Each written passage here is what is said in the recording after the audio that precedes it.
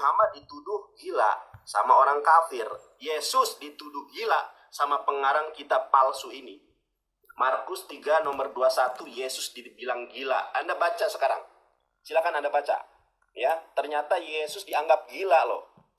Markus 3:21, waktu kaum keluarganya, nih, ini gede ya, ini merujuk kepada Yesus, mendengar hal itu, mereka datang hendak mengambil dia, sebab kata mereka sini siapa? Ini keluarganya, tidak waras lagi.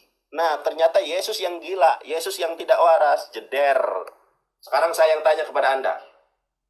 Anda kenapa tidak menjawab Yesus, dong, Bang Nandar. Loh, kamu sudah saya jawab Anda tidak bahwa Nabi Muhammad Dudul, Nabi Muhammad itu dituduh gila oleh orang-orang yang tidak beriman. Anda hanya Al-Quran.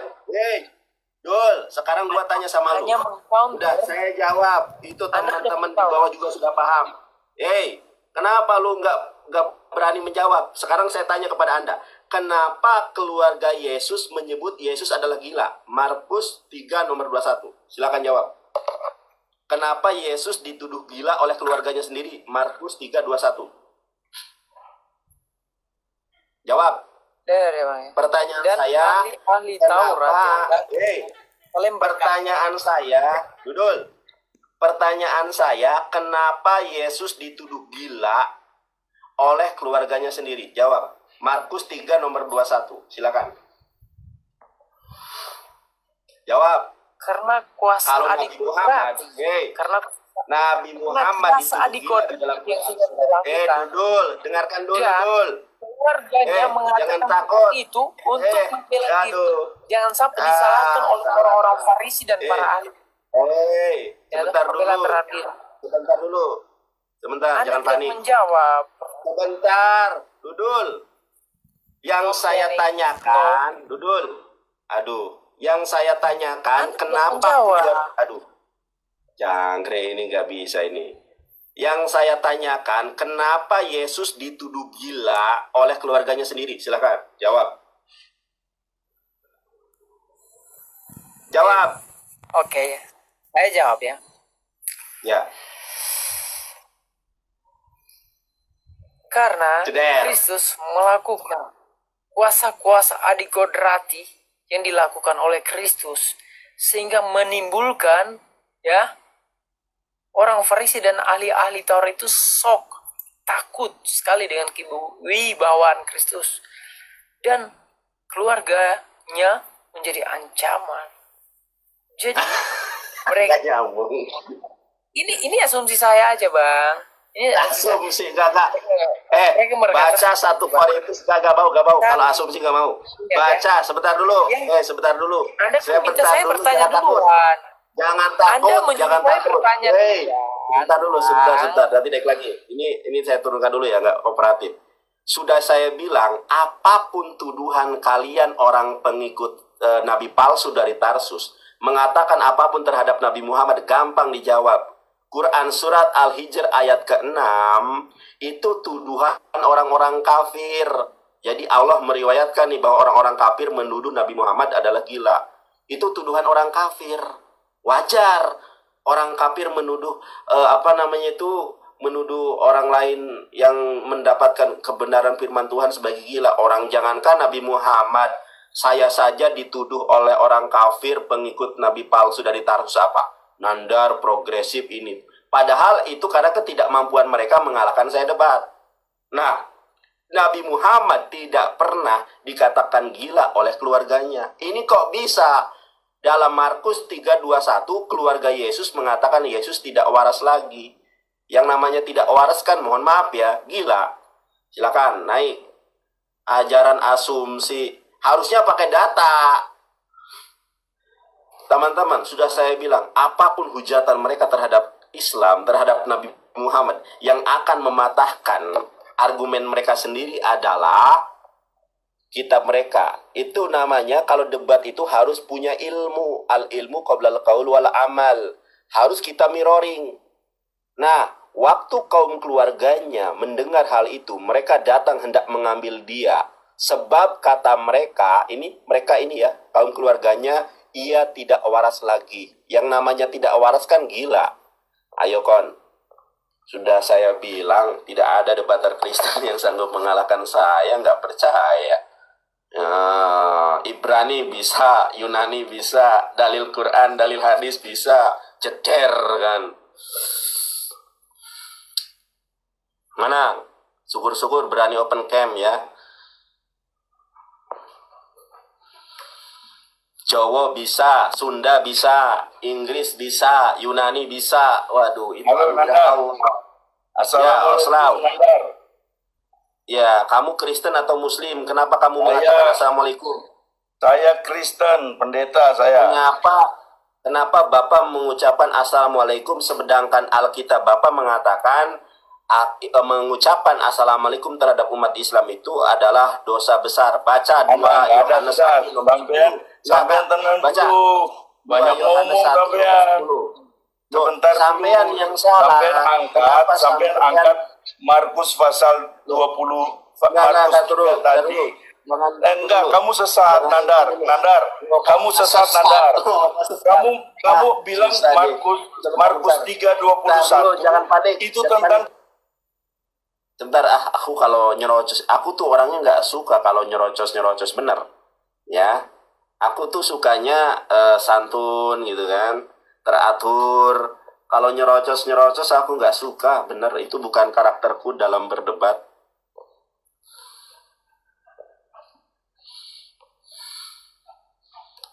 Tadi ada Bang Ardiansan mau naik.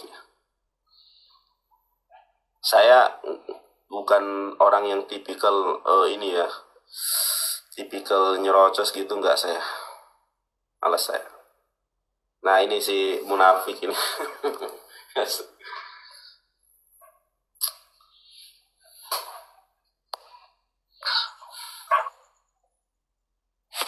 Ya. Dari mana bilang munafik? Iya lu. Kenapa? Munafiknya di mana? Ya lu baper lu. Bukan ya, baper. Lu kan nggak rame seru saja. Iya. Gimana? Mau saya ijili? Sekarang saya mau tanya. Simpel saja. Iya, nanti gua tanya ya. Ya. Boleh. Lu nanya gua tanya balik ya. Boleh. Tapi ya, pertanyaan saya dijawab. Iya, saya jawab apa? Kalau kalian menuduh Yesus itu manusia, apalagi tadi katamu yang jelas. Mayat. Pertanyaannya yang jelas apa? Kamu bilang apa tadi? Bangke, menyembah bangke, mantan mayat. Ya apa? Saya nggak mengatakan Yesus. Di mana saya coba rekam? Ini negara hukum. Siapa kalau bilang Yesus itu cuma manusia biasa? Siapa nabi yang mati, yang bangkit, yang naik ke surga hidup-hidup? Oke. Ada. Yang sama. Sudah. Nah, kalau dia bukan Tuhan, pasti dia mati terus. Sudah belum nanyanya? Sudah, itu simpel. Baik, saya jawab ya. Tidak ada, sebentar, dengarkan saya. Tidak ada, baik di dalam Al-Quran, baik di dalam hadis, baik di dalam Alkitab, Yesus naik ke sorga, tidak ada. Anda cari hadis Quran, dengarkan saya. Anda cari Al-Qurannya, Anda cari hadisnya, Anda cari ayat Alkitabnya. Tidak pernah Yesus naik ke sorga. Kenapa? Orang yang pertama kali masuk sorga itu Nabi Muhammad SAW. Yesus belakangan. Dalam iman kami, Yesus belakangan. Jadi Nabi Muhammad itu orang pertama masuk sorga. Di mana dalilnya? Saya bacakan. Ati babal janati yaumul qiyamah fa astaftihu fayakul hojin man anta. Aku mendatangi pintu sorga di hari kiamat. Fa astaftihu, bukakan pintu sorga ini. Karena pintu sorga di dalam keyakinan kami tertutup. Atas, kanan, kiri, bawahnya tertutup. Dan penjaga sorga berada di dalam. Bukakan pintu sorga ini. Kata malaikat Ridwan, man anta, siapa anda? Ana Muhammad, kata Rasulullah SAW. Kata malaikat apa? Umirtu la aftaha min qoblaka. Aku diperintahkan oleh Allah tidak membukakan pintu sorga bagi siapapun kecuali engkau masuk sorga terlebih dahulu. Jadi kalau Nabi Muhammad sudah masuk, barulah umatnya, barulah nabi-nabi setelahnya. Makanya Yesus sendiri mengatakan yang terakhir menjadi yang kemudian, yang terakhir menjadi yang terkemudian, dan yang terkemudian menjadi yang terakhir. Ada di dalam Bible Anda. Sekarang saya tanya kepada Anda. Di mana ayat Bible yang mengatakan Yesus ke sorga dalam original teksnya? Sorga di dalam original teksnya itu adalah paradiso. Sekarang tunjukkan ayat berapa